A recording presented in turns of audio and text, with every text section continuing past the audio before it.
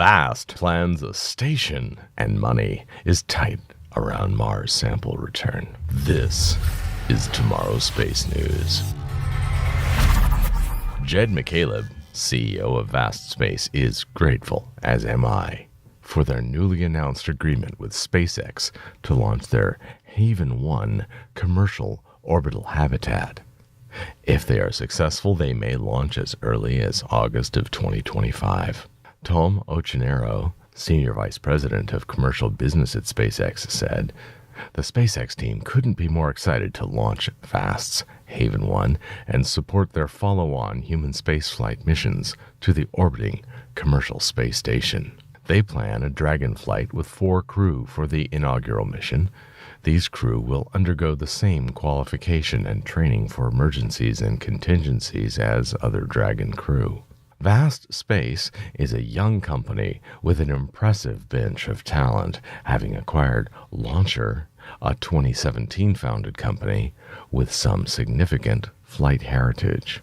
Their first station is small enough to fit in a Falcon 9 fairing, so is smaller than what we are used to with the ISS, and that's just what I would expect for the first, the proper minimum viable station, without the requirements of a continuously crewed, highly capable national laboratory.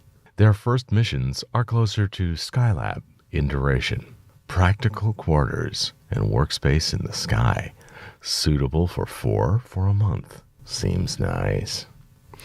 If they can launch their station on one launch, and the crew with return capabilities on one more launch, they could demonstrate that we can live and work in space when we want, rather than a decade-long project to assemble enough heavy launches.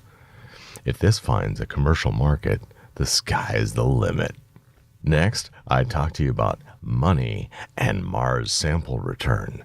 But first, I am personally and community grateful for our members that support this show. The ground support, suborbital, orbital, escape velocity, and Plaid Pro Plus citizens get access to exclusive Discord channels, the members-only live streams, and much more. To see if anything takes your fancy, head to the join button below.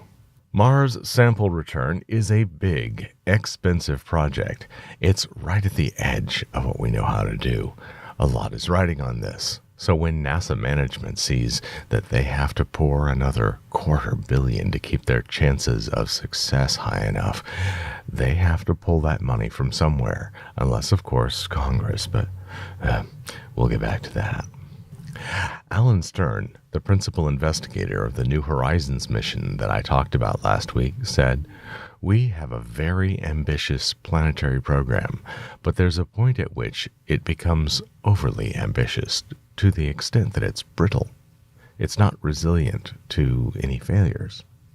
It seems Alan thinks that the reduced risk for the sample return mission might be at the expense of risk to other missions. Budget pressure from Mars sample return may have contributed to Psyche missing its launch window last fall, and the Veritas Venus probe's 3-year delay.